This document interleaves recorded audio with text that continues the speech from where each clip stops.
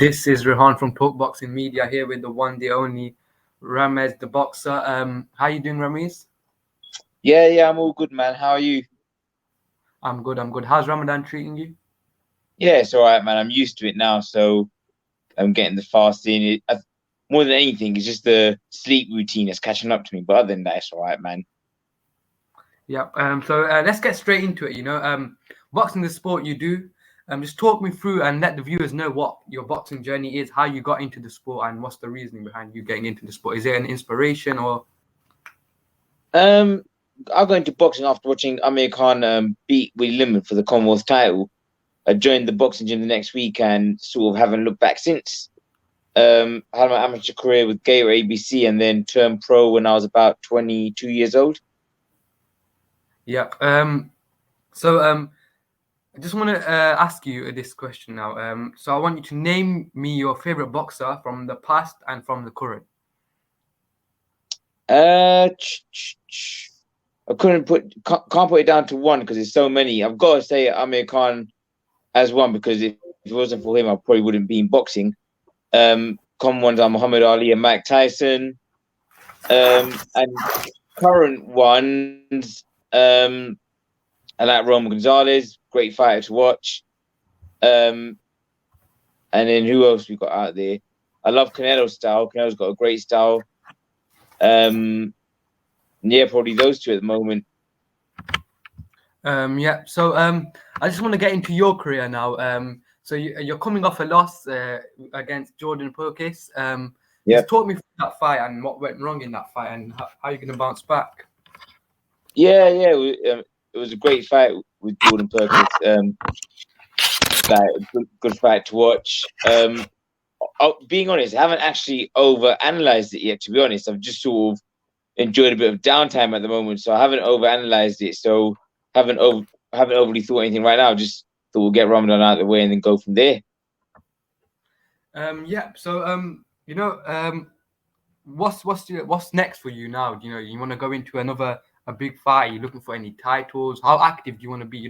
Obviously this whole month you're not going to be really that active with training because obviously you're fasting. But obviously after you've got to be active and you want to be in big fights, in fights that want to build yourself.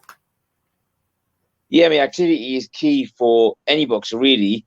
As I said previously, I don't want it to be like a cop-out sort of thing, but my main focus right is just get Ramadan out of the way, and then I'll sort of analyze where we go after that. To be honest, I haven't really overly thought any of that.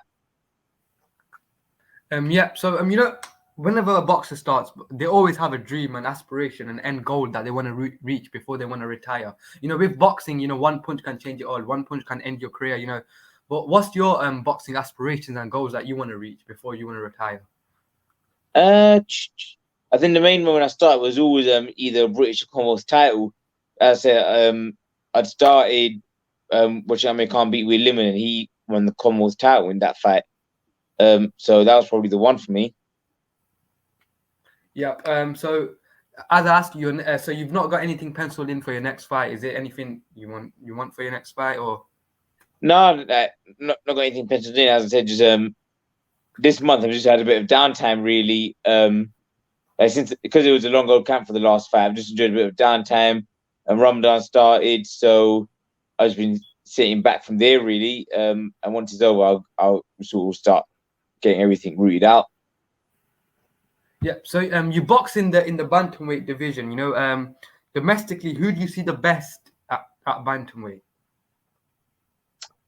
It's a good division. I mean, you got a few who are sort of world level, like the Paul Butler. Probably Paul Butler's the one in our country at bantamweight division.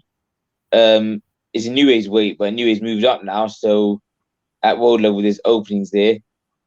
Paul Butler's probably the man in England right now. Kyle Yafai is knocking about. He didn't look great in his last fight, but he's still boxes at that division, isn't he? Leigh McGregor is moved up to super bantam now. I trained with Leigh McGregor, but yeah, he's moved up to super bantam now. Yeah. So in the super bantamweight division, there's a big fight that's coming up. It's obviously I think it's been rescheduled now, but it's Inoue versus Donaire. How do you see that one going? Is that Inoue versus Fulton? You mean? Oh yeah, sorry, Inoue Inoue versus Fulton. Yeah, Fulton? sorry. Yeah. Yeah. Sorry. Very good fight. I lean just towards Inoue, but it's no walk in the park for him. I'm not sure if he'll get Fulton out of there, but there's so many unanswered questions. I mean, how is Inoue's power going to carry up to the super bantamweight division? So it's a hard one, but I'm going with Inoue for that one. Yeah. So I was just scrolling through your Instagram, and I've seen you've been in the MTK Performance Gym with Davison and training alongside Leigh Ward, Billy Joe Saunders. You know, these are two world class fighters that you're training with. You know, one's a two-weight world champion. Then you've got Leigh Wood, who's a great fighter, world class fighter, who's also a former world champion. You know, just talk me through how that come around and what you gained from that. What experience did you gain from that? Because you know you're training alongside very good fighters, which are world level. Yeah, loads of good fighters there, and come back just through helping the boys with sparring, and I always gave a good account of myself, and they always got valuable rounds. So just come back through that really, and even away from the sparring, you take so much away from them when it comes to like how they live and stuff like that. So yeah, it's good. Yep. So talking of Leigh Wood, obviously had his fight against Lara, and now the rematch is penciled in for May the 27th. So you have sparred him, yeah? Yep. Yep. How do you see the rematch going with Leigh? Obviously, you've been in there with him in sparring. How do you see everything going? I thought he was boxing very well in the first fight, and obviously in boxing, one punch changes a fight, and Lara can bang. But I do believe Leigh's gonna get it right in the rematch and get his title back against Lara. Obviously, the adjustments will be made, but I think he's gonna beat Lara in the rematch and get his title back. Yep. And with Billy Joe Saunders, you know, coming off a loss against Canelo, you know, is a very talented fighter. I think in Britain, he's the best super middleweight around right now. Um, what do you see next for him? You know, I think there's talks of him coming back if in big fights against like the likes of Liam Smith, Chris Eubank, a rematch. What do you see next for Yeah, Billy Joe yeah. Saunders? In terms of talent, no one gets close to Billy Joe Saunders. And provided that he gets everything right, I do believe he can take over the super middleweight division. Obviously, Canelo's still there, but outside of that, I feel like he beats pretty much everyone else there. Obviously, you'll need some tune-up fights to get that ring sharpness back, but he can definitely do well. Yep. So I just want to talk about a situation that's been going on in boxing for like for the past 2 3 days now. It's regarding Amir Khan. You know, so obviously he had his fight against Brook in February. Obviously done a post-fight drug test like all boxers were doing these big fights. Yeah, And the test came out as a positive drug test. And according to the promoter Ben Shalom and the boxing board of control, they didn't know about this positive drug test. Like, what do you think of this situation? How do you think situation like this can be improved and dealt with in a better way? yeah. I mean, it's very odd for it to come out over a year after the fight, and the promoter wasn't notified. So yeah, that's all. It's all very strange, really. Drugs, drug testing is a big issue in the sport. You've got the Conor Ben scenario now. This Amir Khan one, um, and yeah, maybe just stricter bans, maybe to stop, not stop people, but just to like demoralize people from doing it. Because right at the moment, a lot of the bans and whatnot are a joke for a lot of the high-end athletes. So maybe just that. I'm not sure what the answer is. It's a big problem in the sport. Yeah. So moving on. I'm gonna name some upcoming fights in boxing, and you're just gonna tell me your thoughts, predictions on them. Yeah, is that all right? Yeah, go for it. So let's go over the pond first in America in Las Vegas, April the 22nd. Tank versus Garcia. How do you see that one playing out? Tank stoppage, I reckon. I think it will be a good fight up until Tank catches up to him. Yeah, Tank stoppage. Yep.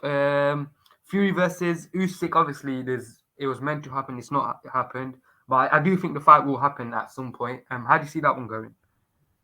I think Usyk gives Fury a lot of problems early in the fight. I think as it goes on, though, Fury's size will start catching up to Usyk, and I'll go with Fury on points. Yep. I just want to touch on Anthony Joshua. You know, he had his fight against Jermaine Franklin last Yeah. on Saturday. What did you watch the fight? I haven't actually watched the full fight back. I've seen the highlights, but not the full fight back yet. Okay, so what do you make of his performance?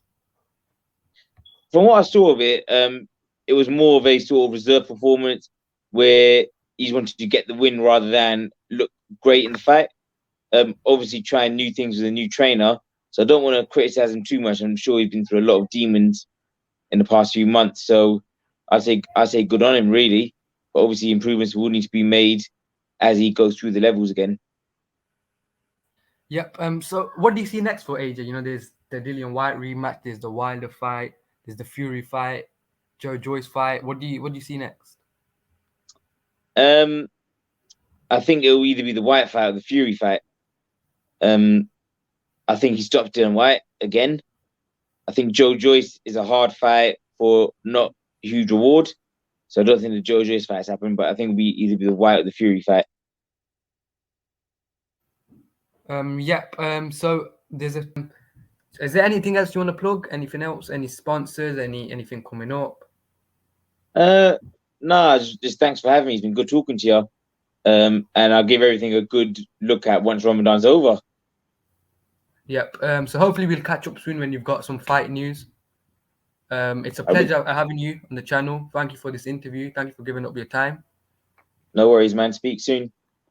Thank you. Thank you. All right, bye bye, man.